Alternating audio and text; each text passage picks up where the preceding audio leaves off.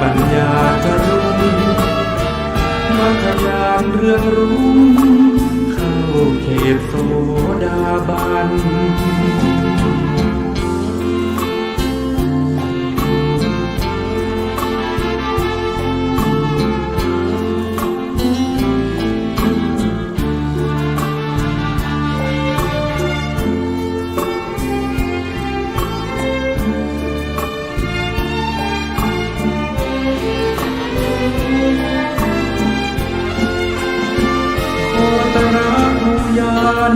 สิ่งที่พระองค์ทรงรู้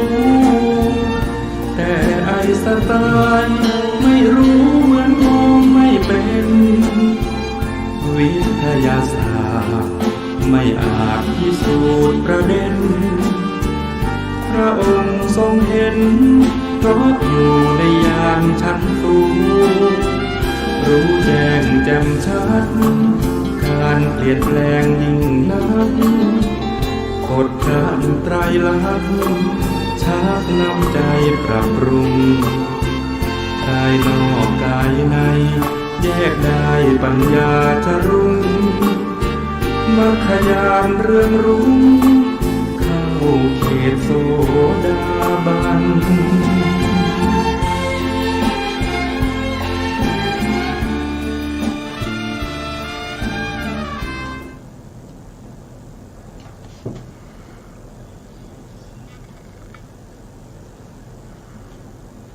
พุทธัง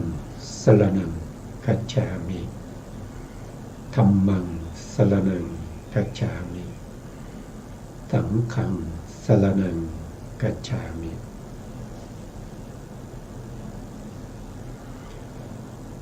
กราบนมัสการพระมหาเถระพระสังฆาธิการพระเถรานุเถระสวัสดีท่านผู้ฟังและผู้ชมทุกท่านที่ติดตามในรายการพระไตรปิฎกลอยฟ้าครั้งนี้เป็นครั้งที่26ในเรื่องของสติปัฏฐานตอนกายานุปัสสนาอานาปานสติเนื้อหาที่เรานำมาก็นำมาจากวิสุทธิมรรคครั้งที่แล้วเราพูดถึงในเรื่องของ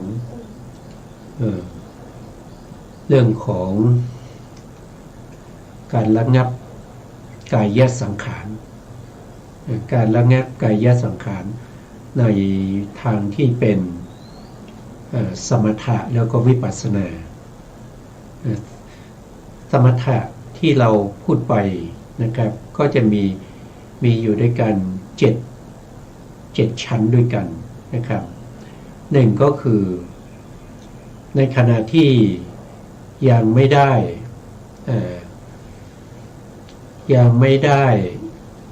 กำหนดยังไม่ได้ตั้งกายตรงนะครับดำรงสติไว้เฉพาะหน้าในขณะนั้นลมหายใจก็จะหยาบเขาเรียกว่ากายสังขารนะครับกายสังขารคือลมหายใจนั่นเองนะกายสังขารก็คือถูกปรุงแต่งด้วยกายแต่ลมหายใจเนี่ยที่เกิดขึ้นได้ก็เพราะมีจิตนะครับเพราะว่ามีจิตที่เป็นเหตุเป็นปัจจัยให้เกิดลมหายใจมีอยู่ทั้งหมด75ดวงด้วยกันเว้นทวิปัญจวิญญาณจิต10แล้วก็อรูปวิปากจิต4อันนี้โดยตรงเลยนะครับที่ไม่สามารถทำให้จิตตชรูปใดๆเกิดขึ้นได้มีอยู่14ดวงที่เหลือนอกนั้นสามารถที่จะทำให้จิตตชรูปที่เป็นจิตตชรูปสามัญลมหายใจเราเรียกว่าเป็นจิตตชรูปสามัญเกิดขึ้นได้จิตเป็นตัวทำให้เกิดแต่ตัวที่ไปปรุงแต่งลมนั้นคือได้แก่กายยกตัวอย่างเช่นนะครับลมหายใจเข้ายาวกำหนดได้ยังไงก็กำหนดได้ด้วยการปรุงแต่งนั่นก็คือทางเดินของลมหายใจนั้นมันยาว หรือว่ามันมีพื้นที่กว้างเวลาหายใจกว่าจะเต็มนะก็ต้องใช้เวลานานใช้เวลานานอย่างเช่น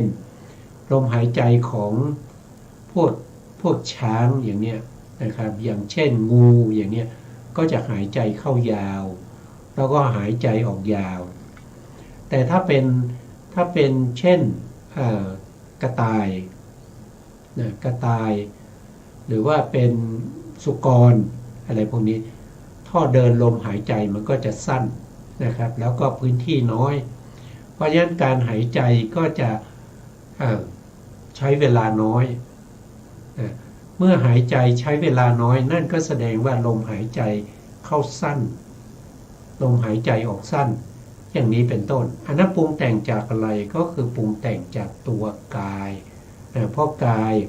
ทางเดินลมมีร่างกายมีทางเดินลมจึงทำให้ลมหายใจนั้น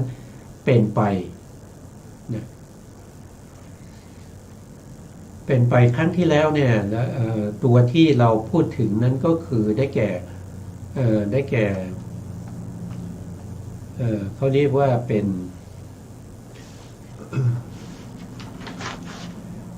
ถ้าว่าโดยบาลีนะครับก็จะเป็นปัสสัมพยังเนี่ยปัสสัมพยังกายสังขารังอัสสะสิสามิอันนี้ก็คือเราจะระงับลมหายใจนะแล้วก็หายใจเข้าคำว่าระงับนั้นก็คือทำให้เบานะทำให้ละเอียดขึ้นนะนั่นก็เป็นลมหายใจนะที่ถูกปรุงแต่งด้วยกายนะเราก็เมื่อเรารู้ถึงเรื่องของลมหายใจแล้วนะลมหายใจว่าเกิดจากเหตุ2ประการนะครับ1ก็คือเกิดจากเหตุก็คือจิตนะจิตเป็นตัวที่ทำให้เกิดขึ้นเรียกว่าชนะกะทำให้เกิดขึ้นนะแล้วก็กายก็เป็นตัวที่อุปถัมภ์ก็คือไปปรุงแต่งให้ลมหายใจเป็นไปตามที่เราต้องการนะครับเรารู้อย่างนี้เราก็ไปต่อจากครั้งที่แล้วนะครั้งที่แล้วเราพูดถึงก่อนหน้าที่เราพูดถึงก็คือในแห่งสมาธินะในแห่งสมาธิก็คือในขณะที่เรายังไม่ได้ปฏิบัตินะครับเรายังไม่ได้นั่งคูบัลลังก์ตั้งกายตรงยังไม่ได้กำหนดลมหายใจลมนั้นก็จะหยาบนะครับเมื่อเรากำหนดลมหายใจเข้าถึงอุปจารสมาธิอุปจารสมาธินั้นลมก็จะละเอียดนะจะละเอียดกว่าในขณะที่เรากำลังเริ่มปฏิบัติเรายังไม่สามารถจับลมได้เรากำลังกำหนดใหม่ๆลมนั้นจะหยาบกว่าอุปจารสมาธินะอุปจารสมาธิที่เข้าใกล้ต่อปฐมฌานนั้นก็จะละเอียดมากกว่าลมนั้นจะละเอียดมากกว่านะครับมากกว่าแล้วก็ถ้าเข้าปฐมฌานนะปฐมฌานนั้นลมหายใจก็จะละเอียดกว่าอุปจารสมาธิที่ใกล้ต่อปฐมฌานที่เราศึกษาไปนั่นคือในแห่งสมาธิในแห่งสมถะแล้วเราก็มาต่อในเรื่องของในทางวิปัสสนาในวิปัสสนานี้ท่านก็พูดถึงว่าเมื่อเรายังไม่ได้กำหนดอะไรก็คือยังไม่ได้กำหนดรู้ถึงลักษณะหรือว่ากิจของมหาพุทธรูปในขณะนั้นลมที่เราหายใจเข้าแล้วก็หายใจออกนั้นเป็นลมที่หยาบนะเป็นลมที่หยาบแต่เมื่อเรากำหนดรู้ถึงมหาพุทธรูปนะมหาพุทธรูปด้วยความเห็นแจ้งเห็นประจักษ์ ในลักษณะของมหาพุทธรูปเช่นปฐวีมีลักษณะของความแข็งเป็นลักษณะนะครับมีการตั้งมั่นเป็นกิจอันนี้คือปฐวีก็คือธาตุที่หนึ่งในมหาพุทธรูปคือธาตุดินนะครับต่อมาก็คือนะครับก็คือได้แก่ธาตุอาโปนี้ต้องรู้ทางใจนะครับไม่สามารถที่จะรู้ทางกายได้นะก็จะมีลักษณะว่ามีการเกาะกลุ่มสหชาตธรรมหรือมีการไหลเป็นลักษณะนะกิจของเขาก็คือการพอกพูนหรือการทำให้เจริญขึ้นอันนี้เป็นกิจของอาโปก็คือธาตุน้ำนะธาตุน้ำเนี่ยรู้ได้ทางใจนะบางท่านเนี่ยจะรู้ลักษณะของความเอิบอาบอย่างนี้ก็ได้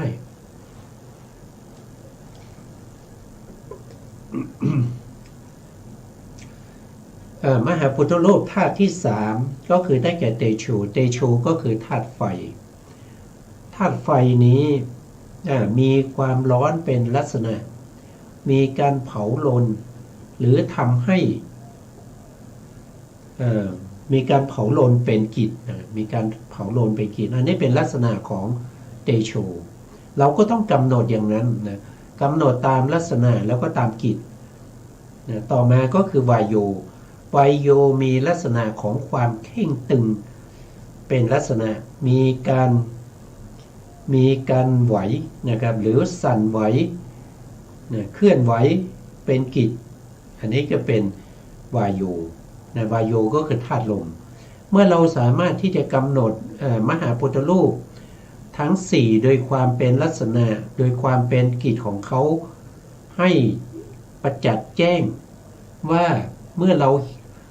กระทบสัมผัสหรือเรานึกคิดถึงอาโปเนี่ยอาการลักษณะของสภาวธรรมเหล่านี้ปรากฏชัดเจนแก่เราสามารถแยกได้เลยว่าลักษณะนี้นะมันเป็นอาโปนะมันไม่ใช่ปฐวีมันไม่ใช่เตโชมันไม่ใช่วายโยลักษณะนี้มันเป็นธาตุดินนะครับลักษณะอย่างนี้มันไม่ใช่ธาตุน้ำมันไม่ใช่ธาตุไฟแล้วก็มันไม่ใช่ธาตุลมมันมีลักษณะเฉพาะตัวนะถ้าเรารู้ลักษณะนั้นเราสามารถแยกเขาได้ว่านี่เป็นธาตุนั้นธาตุนี้แต่ถ้าเราไม่รู้ลักษณะหรือไม่รู้กิจเขาเนี่ยเราจะแยกไม่ได้เมื่อเราแยกไม่ได้นั่นก็แสดงว่าเรากำหนดมหาพุทธรูปไม่ได้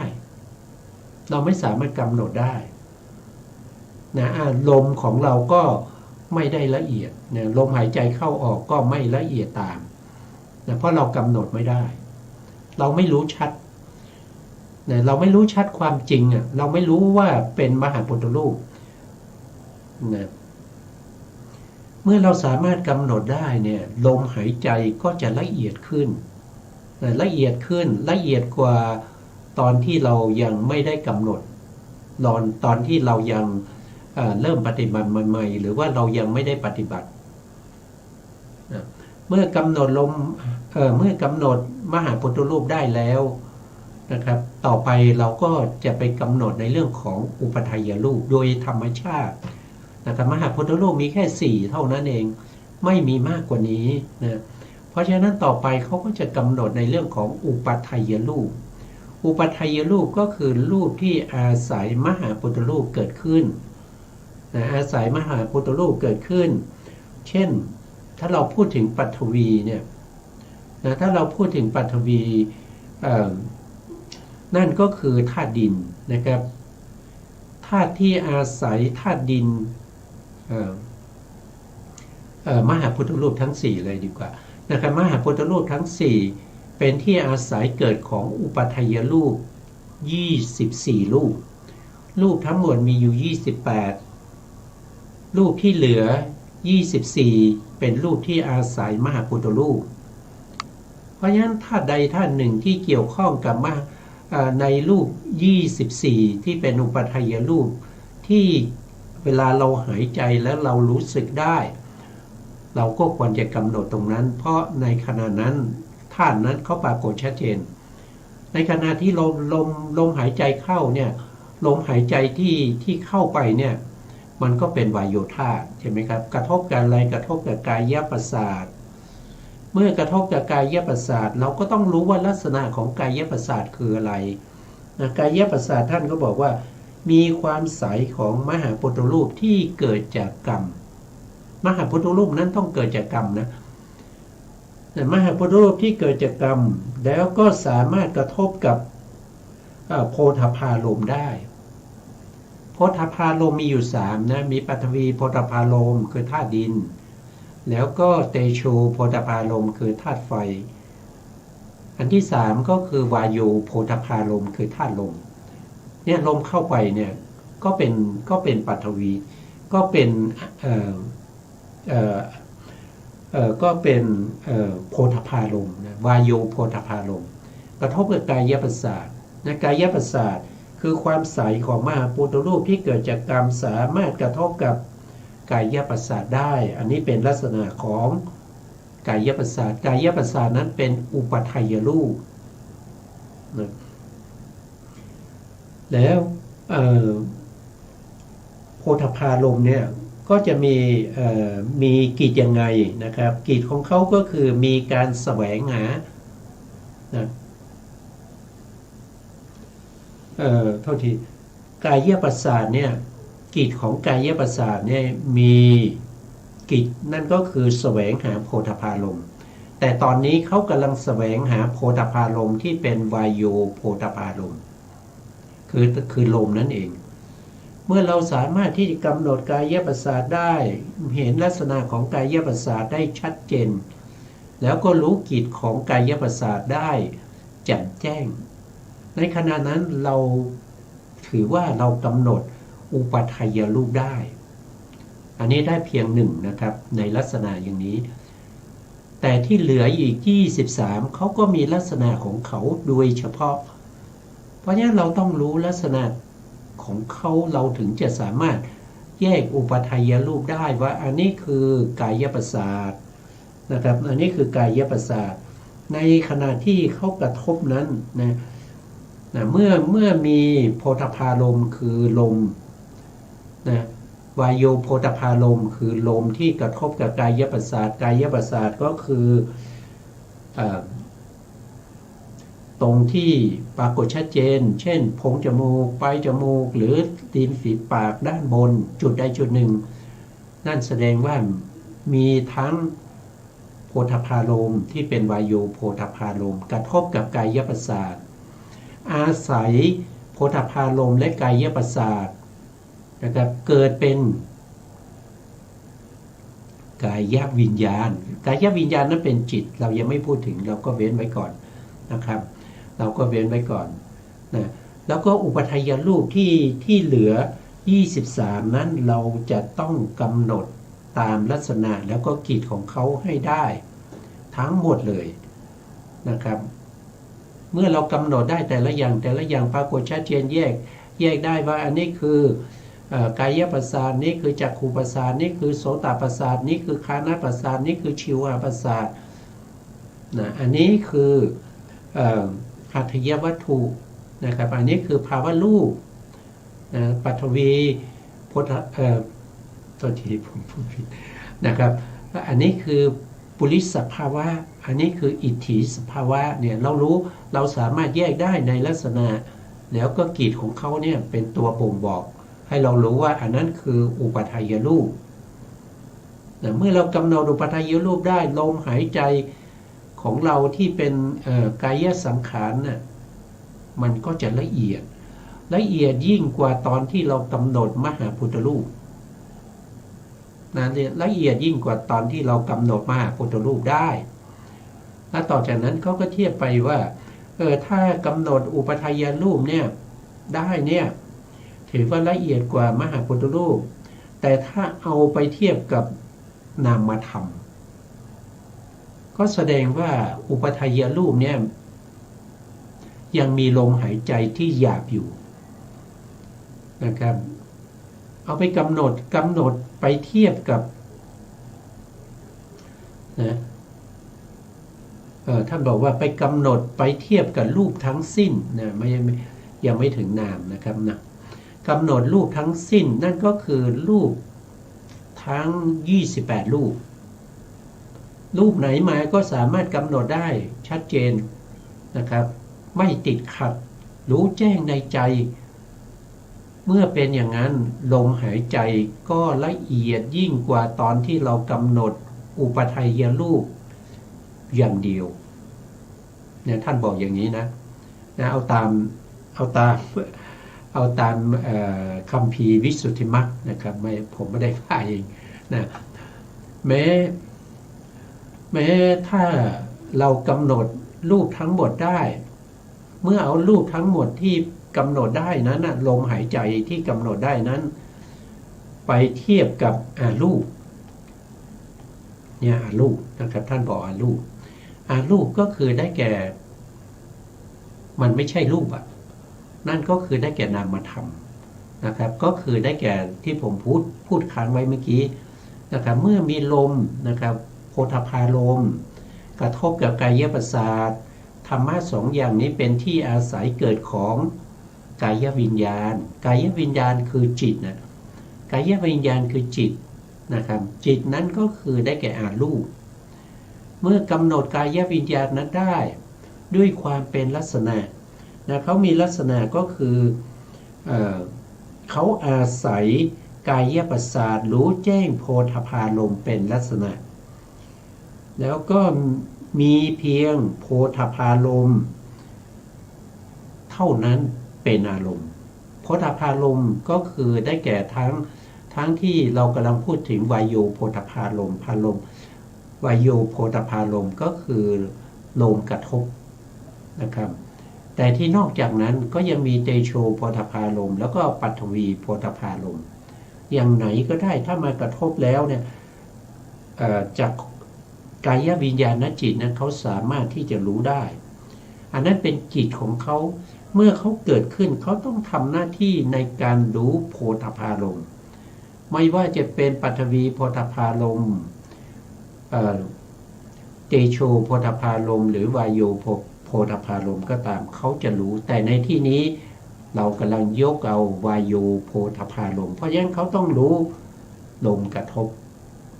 อันนั้นเป็นนามธรรมเมื่อธรรมะสามอย่างนี้ประชุมกันก็คืออะไรก็คือได้แก่ลมก็คือวายโยโพธพารมณ์แล้วก็กายประสาทแล้วก็กายวิญญาณประชุมกันก็ทำให้เกิดนามธรรมขึ้นมานั่นก็คือได้แก่ผัสสะคือการประชุมของธรรมะสามอย่างนะภาษานั้นนะครับมีลักษณะอย่างไรนะถ้าเราไม่รู้ลักษณะเราจะไม่รู้เลยว่าสภาวธรรมนี้มันเป็นภาษาเราต้องรู้ลักษณะนะครับลักษณะก็คือมีการกระทบอารมณ์เป็นลักษณะนะมีการกระทบอารมณ์เป็นลักษณะก็คือ3อย่างที่เขาประชุมกันหรือกระทบกันธรรมะ3อย่างนั่นก็คือได้แก่วายโยโพธพารมณ์กับกายประสาทแล้วก็กายวิญญาณประชุมกันณจุดนั้นตรงจุดนั้นเราเรียกว่าเป็นปัสสะเพราะลักษณะของเขาคือเขากระทบกันนะเขากระทบกันธรรมะ3อย่างกระทบกันเป็นลักษณะแล้วมีกิจยังไงนะครับก็มีกิจว่านะครับมีการประสานอารมณ์วัตถุและวิญญาณเป็นกิจก็คือเขาประสานให้วายโยโพธพารมณ์แล้วก็วัตถุก็คือกายวัตถุแล้วก็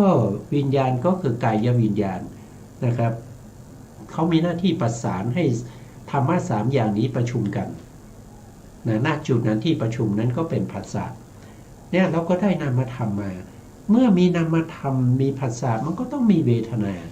ใช่ไหมครับเป็นผัสสะนี่เป็นปัจจัยให้เกิดเวทนาก็จะมีลักษณะก็คือการสวยลดของอารมณ์เป็นลักษณะเมื่อเวทนาเกิดขึ้นไม่ว่าจะเป็นสุขเป็นทุกข์เนี่ยเขาต้องสวยอารมณ์คือเขาได้สวยความสุขหรือความทุกข์ไอ้ตัวที่เข้าไปสวยความสุขความทุกข์หรือว่าเฉยๆอุเบกขานั่นก็คือได้แก่ตัวเวทนา นะเวทนาเป็นนามธรรมเนี่ยเป็นลักษณะของเขานะครับนะเป็นลักษณะแล้วก็มีกิจก็คือเขามีการส่องเสพอารมณ์นะส่องเสพอารมณ์ส่องเสพอารมณ์ในที่นี้ก็คือหมายถึงตัวความรู้สึกเป็นสุขเป็นทุกข์นั่นแหละนะครับอันนี้ก็เป็นเวทนาก็เป็นนามธรรมนะครับนามธรรมนี่มีว่าโดยเจตสิกเนี่ยมีถึง52นะครับว่าโดยจิตก็มีถึงว่าโดยย่อๆก็คือ89นะครับเมื่อเรารู้นามธรรมเนี่ยแต่เมื่อเรากำหนดรู้นามธรรมตรงนี้ลมหายใจของเราก็จะละเอียดนะครับละเอียดยิ่งกว่าในขณะที่เรากำหนดรูปได้ทั้งหมดวิปัสสนาเขาจะกำหนดรูปก่อนแล้วก็มากำหนดนามนะครับเมื่อรูปที่เรากำหนดได้ด้วยการเห็นแจ้งในลักษณะของนามธรรมแล้วก็รู้กิจของนามธรรมประจักษ์แจ้งในใจเราลมหายใจของเราก็จะละเอียดเข้าไปยิ่งกว่าลมหายใจที่สามารถกำหนดรูปได้ทั้งหมด28รูป28รูปนั้นมีลมหายใจที่หยาบกว่านามธรรมเมื่อเอานามธรรมเนี่ยนะครับเมื่อเอานามธรรมนะไปเปรียบเทียบนะครับเนี่ยเมื่อนามธรรมเนี่ยก็ถือว่าลมของนามธรรมนี้ก็ยังหยาบอยู่นะครับเมื่อไปเปรียบเทียบกับการกำหนดได้ทั้งรูปและนามคือทั้งรูปและนามเนี่ยก็จะสามารถกำหนดได้สามารถที่จะเห็นรูปนามได้อันนี้เรียกว่าเป็นวิปัสสนาญาณนะครับทั้งรูปทั้งนามได้เนี่ยเราก็จะเรียกว่าเป็นนามรูปปริเฉทญาณนะตรงนี้เราได้นามรูปปริเฉทญาณเพราะนามรูปปริเฉทญาณเวลาเรากำหนดเนี่ยลมหายใจของเราจะละเอียดกว่ายิ่งกว่าเรากำหนดรูปอย่างเดียวเราได้ทั้งรูปและนามนั่นแสดงว่าละเอียดขึ้นไปนะแล้วท่านก็เปรียบเทียบอีกนะครับว่าท่านก็เปรียบเทียบว่าถ้าได้รูปนามแล้วเนี่ยลมหายใจมันก็ยังหยาบอยู่นะครับถ้าเอาไปเปรียบเทียบกับการกำหนดปัจจัยของอะไรก็ปัจจัยของรูปและนามว่ารูปและนามนั้นมันเป็นมาอย่างไรแต่มันมีอะไรเป็นผลมันมีอะไรเป็นเหตุใกล้ให้เกิดนะก็ต้องกำหนดถ้างั้นเราก็ไม่เห็นปัจจัยของรูปและนามเหล่านั้นนะครับอย่างเช่นวายโยโพธพาลมเนี่ยที่เป็นลมกระทบกับโพรงจมูกเนี่ยเขามีอะไรเป็นเหตุใกล้ให้เกิดนะครับท่านบอกว่ามีธาตุ3ที่เหลือธาตุ3ที่เหลือเป็นเหตุใกล้ให้เกิดวายโยโพธพาลมธาตุ3นั้นก็คือได้แก่ปฐวีธาตุอาโปธาตุเตโชธาตุก็คือธาตุดินธาตุน้ำธาตุไฟเป็นเหตุเป็นปัจจัยให้เกิดธาตุลมอันนี้เป็นเหตุใกล้ให้เขาเกิดนะครับแล้วผลคือยังไงนะครับก็มีผลด้วยเวลาเกิดขึ้นเนี่ยต้องมีผลด้วยนั่นก็คือผลเขาคือการนำออกเป็นผลนำออกก็คือขับออกเช่นเหงื่อนะครับเช่นการขับถ่ายหนักเบาอะไรพวกนี้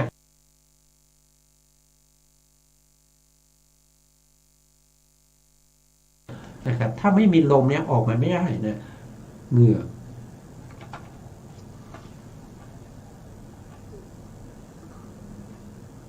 เกิดอะไรขึ้นนะพอดีเมื่อกี้มีปัญหานิดหน่อยนะครับไม่เป็นไรนะก็คืนสภาพแล้วนะเมื่ออันนี้คือเหตุและปัจจัยนะครับคือเป็นปัจจัยกับเป็นผลนะเมื่อเรารู้เหตุปัจจัยของวายโยโพธพาลมเราก็ต้องรู้ต่อไปถึงเหตุและปัจจัยของกายประสาทที่ถูกลมกระทบนะกายประสาทท่านก็บอกว่ามีมหาพุทธรูปที่เกิดจากกรรม นะครับกรรมนั้นก็คือได้แก่โพธพภะตัณหาเป็นเหตุใกล้ให้เกิดนะโพธพภะตัณหาเป็นเหตุให้เกิด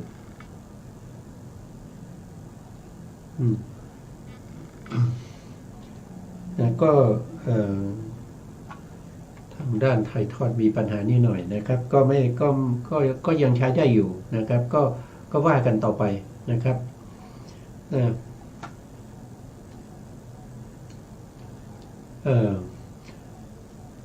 ต่อไปนะครับเมื่อรู้กายประสาทรู้ทั้งปัจจัยแล้วก็ทั้งผลแล้วก็รู้วายโยทั้งเหตุทั้งปัจจัย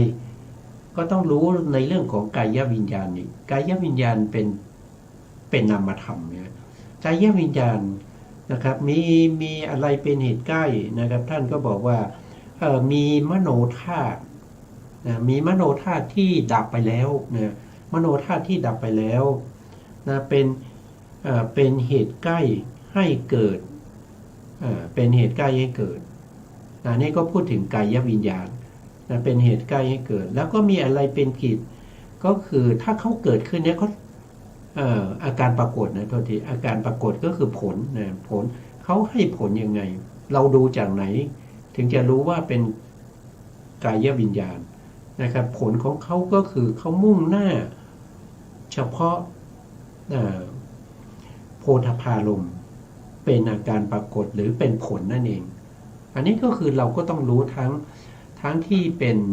ปัจจัยนะเมื่อเรารู้ปัจจัยแล้วก็รู้เหตุแล้วก็ผลนะครับเมื่อเรารู้อย่างนี้เนี่ยลมนั้นก็จะละเอียดนะครับละเอียดยิ่งขึ้นไปนะละเอียดยิ่งขึ้นไปในขณะที่เรากำหนดเฉพาะนามรูปอย่างเดียวนะในวิปัสสนาญาณที่1คือนามรูปปริเฉทญาณเนี่ยลมนั้นยังไม่ละเอียดพอนะครับเมื่อเรากำหนดปัจจัยได้ปัจจัยนั้นก็คือเป็นญาณที่2ที่เราเรียกว่าปัจจยปริฆหญาณลมนั้นก็จะละเอียดยิ่งกว่าตอนที่เราได้นามรูปปริเฉทญาณนะครับแม้นั้นก็ยังจัดว่าหยาบอยู่นะครับถ้าเราเอาไปเทียบนะครับเอาปัจจยปริฆหญาณนะครับเราไม่ได้เอาวิปัสสนาไปเทียบแต่เราเอาลมหายใจที่เกิดจากวิปัสสนานั้นเป็นตัวไปเทียบนะครับลมหายใจที่เกิดจากวิปัสสนาที่เป็นปัจจยปริฆหญาณเนี่ยถือว่าหยาบในเวลาที่สามารถกำหนดรู้นามรูป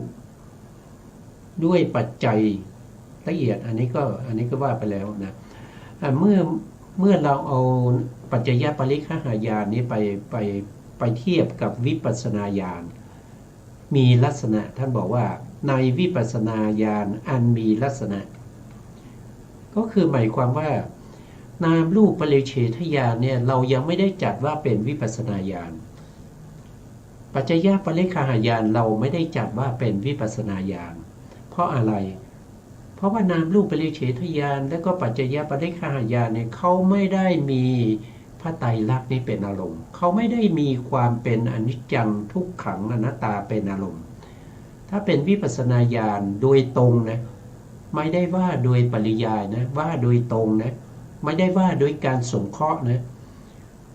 ถ้าว่าโดยตรงวิปัสสนาญาณจะต้องมีพระไตรลักษณ์นั้นเป็นอารมณ์นะแต่นามรูปปริเฉทญาณมีอะไรเป็นอารมณ์ก็คือมีนามรูปเป็นอารมณ์นามรูปนั้นคือลักษณะและก็กิจของนามรูปนั้นเป็นตัวที่บ่งบอกสามารถจะแยกนามและรูปได้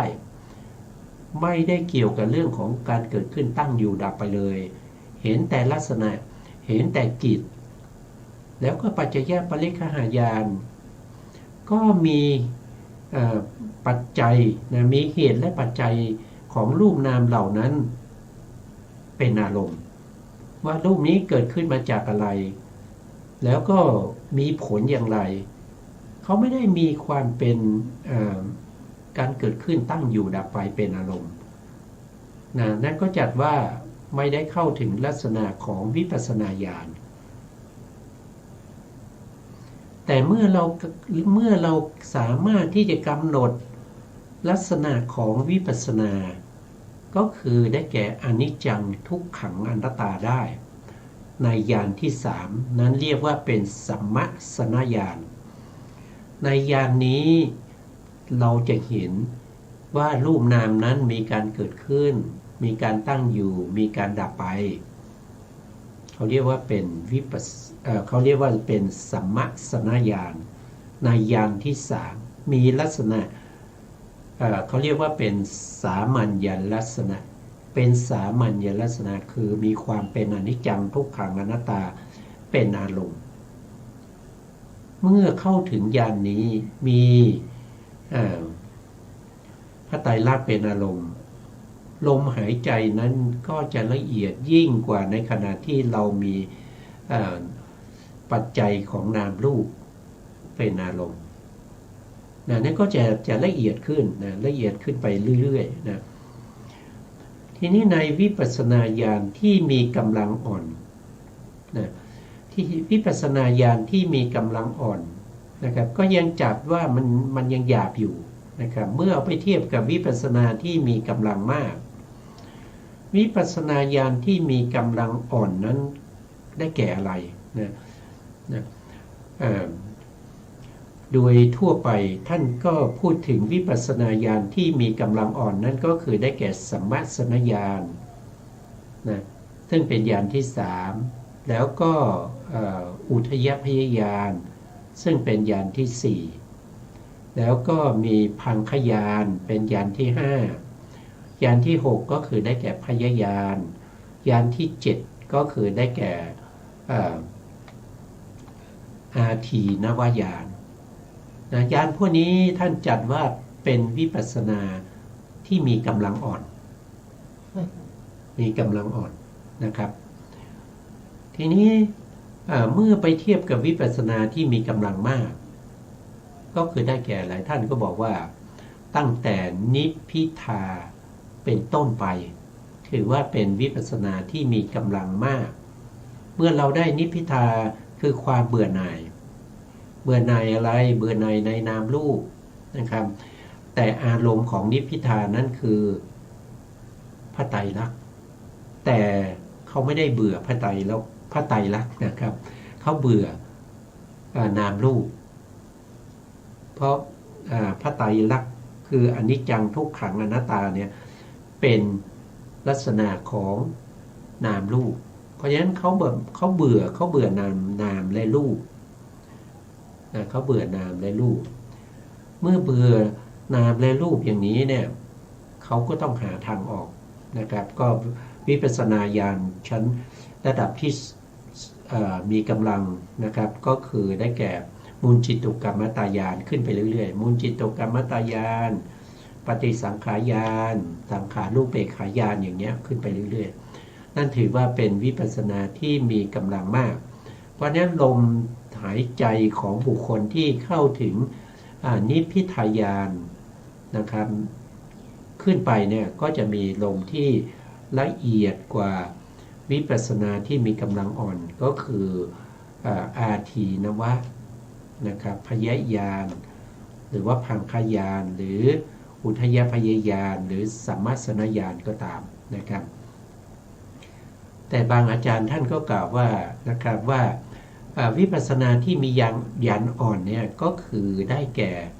สัมมัสนญาณกับอุทยพยญาณประเภทที่เป็นตนุลักษณ์นะครับก็คืออุทยพยญาณที่มีกำลังอ่อนเมื่อมีกำลังอ่อนในตรงนี้เนี่ยจะมีวิปัสสนูปกิเลสเกิดขึ้นนะครับก็จะมีวิปัสสนูปกิเลสเกิดนะก็ถือว่าเป็นญาณที่อ่อนนะครับเป็นวิปัสสนาที่อ่อนแต่ถ้าเป็นอุทยพยญาณที่เป็นภลวะอุทยพยญาณขึ้นไปท่านถือว่าเป็นวิปัสสนาที่มีกำลังมากข้ามพ้นจากข้ามพ้นจากอุปกิเลสนะครับวิปัสสนูปกิเลสไปได้แล้วอันนั้นก็บางท่านอย่ากล่าวอย่างนั้นนะครับว่าเพราะฉะนั้นเราก็แล้วแต่เราจะชอบในไหนนะก็ไม่มีใคร ไม่ได้บ่งชัดนะแต่ในวิสุทธิมรรคเนี่ยท่านจะกล่าวว่านิพพิทานะครับนิพพิทานี่เป็นวิปัสสนาญาณที่มีกำลังมากถ้าวิปัสสนาญาณที่ต่ำกว่านิพพิทาลงมานะครับก็คือเห็นโทษเห็นภัยเห็นแต่ความดับไปเห็นความเกิดแล้วก็ความเสื่อมเห็นการเกิดขึ้นตั้งอยู่ดับไปพวกนี้ถือว่าเป็นวิปัสสนาอย่างอ่อนนะครับในวิปัสสนาญาณนั้นนะครับพึงทราบความสงบระงับของกายสังขารอันเป็นไปในการก่อนๆด้วยการหลังๆก็คือหมายถึงว่าวิปัสสนาญาณที่สูงขึ้นเรื่อยๆนะครับก็จะเป็นเหตุเป็นปัจจัยให้ไปปรุงแต่งกายสังขารซึ่งเป็นลมหายใจนั้นให้ละเอียดยิ่งขึ้นไปให้ละเอียดยิ่งขึ้นไปนะครับเนี่ยอย่างเช่นตรงท่านบอกเนี่ยนะครับในคำว่านะปะสัมพยังกายสังขารังอัสสิสามิ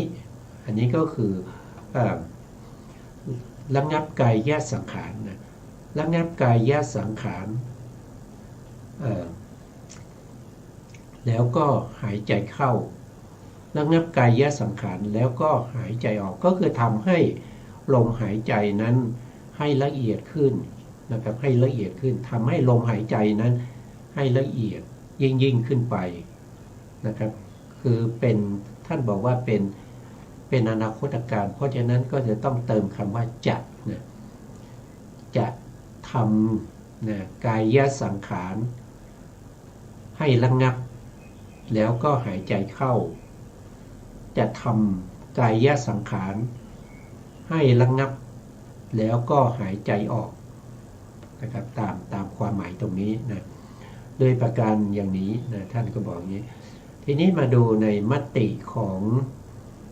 ปฏิสัมภิทานะปฏิสัมภิทาเนี่ยผู้ที่รวบรวมคัมภีร์นี้นะครับอันนี้อยู่ในพระไตรปิฎกนะอยู่ในพระไตรปิฎกปฏิสัมภิทาเนี่ยผู้ที่รวบรวมก็คือได้แก่พระสารีบุตรนะพระสารีบุตรซึ่งเป็นอัครสาวกเบื้องขวาเป็นผู้ที่มีปัญญามากนะครับกว่าภิกษุทั้งหลายนะเป็นผู้ได้รับเอกทัคคะในเรื่องของผู้ที่มีปัญญาเป็นเลิศนะครับนะพระพุทธองค์แต่งตั้งไว้ว่าเป็นผู้ที่มีปัญญามากกว่าภิกษุทั้งหลายนะครับของตถาคตนะท่านจะกล่าวว่ายังไงนะครับเราก็มาดูนะในส่วนปฏิสัมภิทามรรคท่านกล่าวความข้อนั้นพร้อมด้วยคำประท้วงและคำเฉลยอันนี้ก็คือมีคนทักท้วงนะครับแล้วก็กล่าวคำเฉลยใครไม่รู้ทักท้วงนะครับอันนี้ท่านกล่าวเองแล้วก็ท่านจะเฉลยเองนะครับถามเองจะตอบเองนะครับอย่างนี้ว่านะภิกษุย่อมสำเนียกเราจะเป็นผู้ระงับกายสังขารหายใจเข้าหายใจออกอย่างไรนะครับระงับกายสังขารก็คือทำให้ลมหายใจนั้นละเอียดขึ้นแต่กายสังขารเนี่ยก็คือแปลว่ากายเป็นผู้ปรุงแต่งนะเป็นผู้ปรุงแต่งลมหายใจนะอย่างที่ได้อธิบายมาก็คือลมหายใจจะยาวจะสั้นนะครับก็ขึ้นอยู่กับกายร่างกายของคนนั้นนะครับหรือทางเดินของลมของคนนั้นนะครับถ้าทางเดินลมยาวนะครับหรือใหญ่อย่างช้างอย่างงูเนี่ยเขาก็จะหายใจเข้ายาวแล้วก็หายใจออกยาวแต่ถ้าทางเดินของลมเนี่ยมันสั้นอย่างเช่นกระต่ายอย่างเช่นนกกระต่ายอะไรพวกนี้มันก็จะหายใจสั้นนะครับหายใจเข้าสั้นแล้วก็หายใจออกสั้นเพราะฉะนั้นกายะเนี่ยเป็นร่างกายนะทางเดินของลมก็จะมีส่วนในการปรุงแต่งลมให้ละเอียดได้ด้วยนะครับลมเกิดจากจิตนะครับเกิดจากจิตแต่มีกายนี่เป็นผู้อุปถัมภ์จิตเป็นตัวที่ทำให้ลมเกิด ทำให้ลมเกิดเรียกว่าถ้าเราพูดก็คือคล้ายๆเป็นพ่อแม่นะครับที่ทำให้ลูกเกิดขึ้นมานะแต่เมื่อลูกเกิดขึ้นมาแล้วเนี่ยลูกก็ต้องอาศัยอะไรอาศัยอาหารนะอาศัยอาหารที่จะต้องกินเข้าไปนะเพื่อหล่อเลี้ยงนะอาศัยอาหารอาศัยพี่เลี้ยงนางนมอะไรพวกนี้คอยดูแลนะครับก็จะเป็นกายนะครับเป็นกายทีนี้ท่านบอกว่าเราจะเป็นผู้ระงับกายสังขารนะแล้วก็หายใจเข้าหายใจออกอย่างไรนะตรงนี้มี2ข้อนะอีกข้อหนึ่งท่านก็บอกว่ากายสังขารเป็นไฉนนะเราก็มาดูนะครับที่ท่านบอกคืออะไรธรรมทั้งหลายซึ่งเป็นไปในกองลมหายใจเข้าและหายใจออกอันนั้นเป็นธรรมนั่นเองนะครับจิตเป็นผู้ทำให้เกิดลมแล้วก็กายก็เป็นผู้ทำให้เป็นตัวที่ปรุงแต่งลมนะภิกษุทำกายสังขารเหล่านั้นให้ระงับคือให้ดับนะให้ดับให้เข้าไปสงบชื่อว่าย่อมสำเนียกว่าเราจะเป็นผู้ระงับกายสังขารแล้วก็หายใจเข้าหายใจออก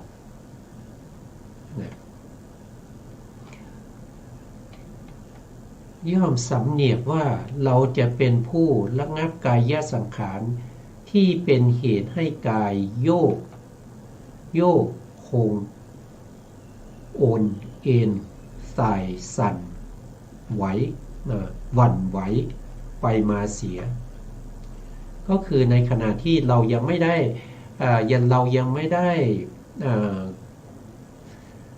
ระงับกายสังขารเนี่ยกายมันก็จะมีมันจะไม่ตั้งตรงนะครับมันอาจจะมีการโยกมีการโอนเอ็นนะมีการใส่สั่นไหวไปมาได้นะครับแต่เมื่อเราระงับกายสังขารแล้วเนี่ยลมหายใจมันละเอียดเนี่ยนะครับแล้วก็หายใจเข้าหายใจออกนะครับกายสังขารหายใจเข้าหายใจออกเหล่านั้นก็จะละเอียดขึ้นนะเมื่อละเอียดขึ้นแล้วเนี่ยกายก็จะไม่โยกนะไม่โยกไม่โคงไม่โอนไม่เอ็นไม่สายไม่หวั่นไม่ไหวหายใจเข้าแล้วก็หายใจออกท่านบอกอย่างนี้นะ อันนี้ก็เป็นอะไรก็เป็นมติของปฏิสัมภิธามรรคนะครับในปฏิสัมภิธามรรคก็ไปศึกษาเพิ่มเติมได้นะครับในปฏิสัมภิธามรรคซึ่งอยู่ในคุตกานิกายนะครับคุตกานิกายในพระสุตตันตปิฎกในคุตกานิกายปฏิสัมภิธามรรคนะให้ไปศึกษาเพิ่มเติมตรงนั้นได้นะแล้วก็ยังมีในว่านะครับในว่าภิกษุ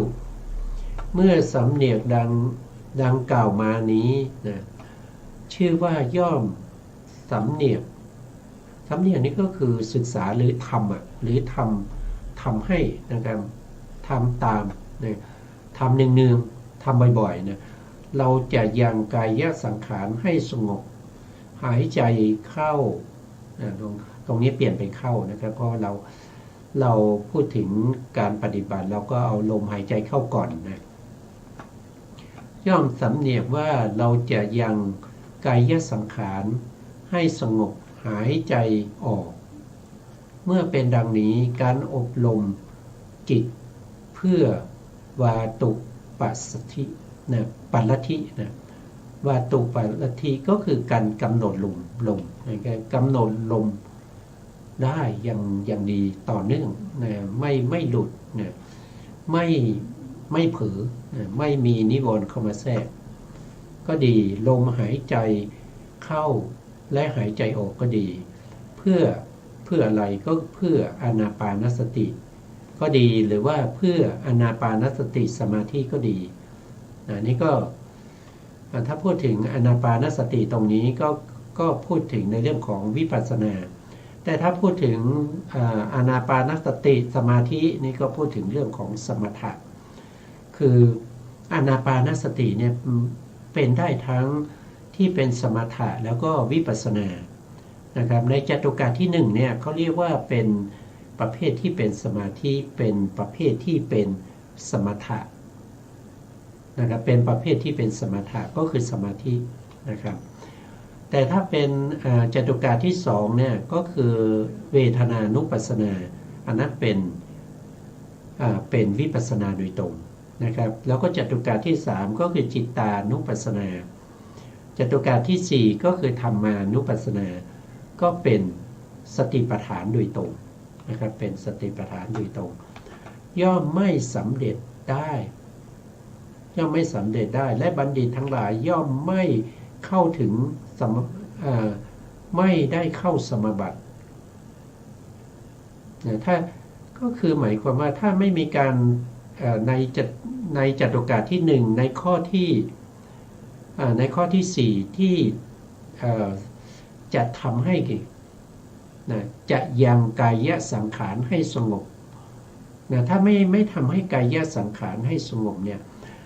ก็ป่วยการในการที่จะพูดถึงในเรื่องของสมาธินะครับสมาธินี่มีอยู่3อย่างนะสมาธิที่เป็นคณิกะสมาธิก็มีนะครับผู้ที่เจริญวิปัสสนาโดยตรงเลยนะครับไม่ผ่านไม่เอาฌานเป็นบาตรนะครับพวกนั้นเขาจะเจริญวิปัสสนาโดยตรงเรียกว่าสุขวิปัสสกะแต่สุขวิปัสสกะก็ตามนะครับที่ใช้คณิกะสมาธินั้นถ้าคณิกะสมาธิที่ใช้อยู่ไม่ติดต่อเนื่องกันนะครับกำลังของคณิกะสมาธินั้นไม่เทียบเท่าหรือไม่เข้าถึงระดับอุปจารสมาธินั้นจะไม่มีโอกาสที่จะเห็นรูปเห็นนามไม่มีโอกาสที่จะได้ปัจจยปริฆาญาณไม่มีโอกาสได้วิปัสสนาญาณนะเพราะว่าปัญญาที่จะเห็นลักษณะของรูปนามได้จะต้องอาศัยสมาธินะครับปัญญาจะเกิดก็ต้องอาศัยสมาธิเมื่อสมาธิไม่มีกำลังปัญญาก็ไม่คมชัดไม่สามารถเห็นลักษณะรูปนามหรือกิจของรูปนามได้นะเพราะฉะนั้นสมาธิที่จะให้เห็นรูปนามได้ต้องมีระดับอุปจารสมาธินะเพราะฉะนั้นผู้ที่ปฏิบัติโดยตรงจะต้องปฏิบัติต่อเนื่องนะครับจะต้องปฏิบัติต่อเนื่องตั้งแต่ตื่นนอนจนถึงหลับนะครับต้องกำหนดรู้ในลักษณะของรูปนามอยู่ตลอดเวลาในขณะที่รูปนามเหล่านั้นปรากฏชัดนะครับรูปนามไหนปรากฏชัดก็ต้องกำหนดรูปนามนั้นให้เห็นลักษณะและก็กิจของรูปนามนั้นนะครับถ้าไม่มีรูปนามปรากฏชัดก็ให้รู้ถึงลมกระทบนะครับมีลมกระทบนั้นเป็นอารมณ์หลักลมกระทบอะไรก็คือลมหายใจกระทบกับกายประสาทหน้าปลายจมูกหรือโพรงจมูกหรือบนริมฝีปากที่ใดที่หนึ่งต้องกำหนดอย่างนั้นติดต่อเนื่องกันไม่ขาดสายนะครับไม่ขาดสายถ้าขาดสายกำลังของสมาธิจะไม่มีกำลังเมื่อสมาธิไม่มีกำลังเข้าไม่ถึงอุปจารสมาธิปัญญาที่เกิดขึ้นก็ไม่สามารถที่จะเห็นนามรูปได้ไม่สามารถเห็นลักษณะแล้วก็กิจของนามและรูปได้เห็นธรรมดาทั่วไปนะครับก็เข้าไม่ถึงวิปัสสนาญาณนะครับแต่ถ้าไม่มีการระงับกายสังขารเนี่ยย่อมเข้าสมาบัติไม่ได้เข้าสมาบัติก็ไม่ได้นะครับเข้าสมาบัติก็คือเข้าปฐมฌานหรือทุติยฌานตติยฌานจตุตฌานตามแต่ที่ท่านได้นะครับว่าท่านได้ระดับไหนท่านก็เข้าฌานในระดับนั้นแต่เมื่อลมหายใจ มันไม่ระงับไม่สงบไม่สงบระงับไม่ไม่เข้าถึงความละเอียดของลมหายใจเนี่ยนิมิตทั้งหลายก็เกิดขึ้นไม่ได้นิมิตไม่ว่าจะเป็นอุคหานิมิต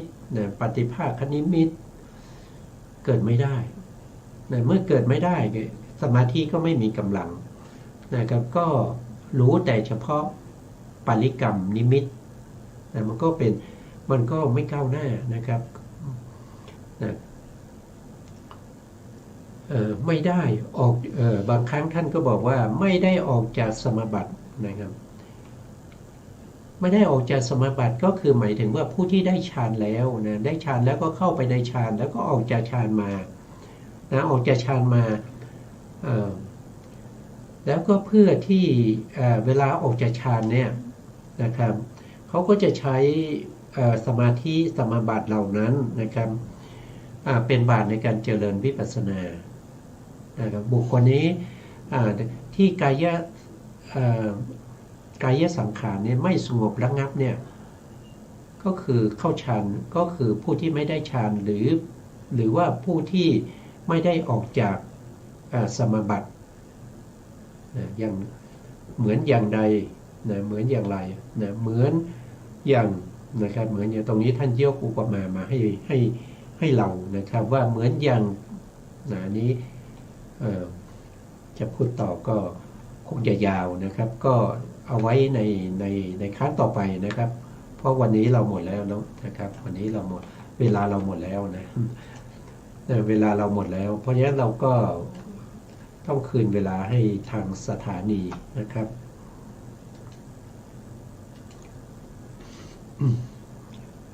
สุดท้ายนี้ขอกราบขอบคุณพระครูสมุทรวิสุวัฒน์วรกิจโจผู้อำนวยการสถานีวิทยุเพื่อการศึกษาพระพุทธศาสนาและวัฒนธรรม FM 104.5 เมกะเฮิรตซ์วัดฝายหินจังหวัดเชียงใหม่และขอกราบขอบพระคุณพระครูปริยัติยานุศาสตร์ขอบคุณท่านผู้ฟังและผู้ชมทุกท่านที่ติดตามในรายการพระไตรปิฎกลอยฟ้าพบกันใหม่ในโอกาสต่อไปครับวันนี้ลาไปก่อนครับสวัสดีครับ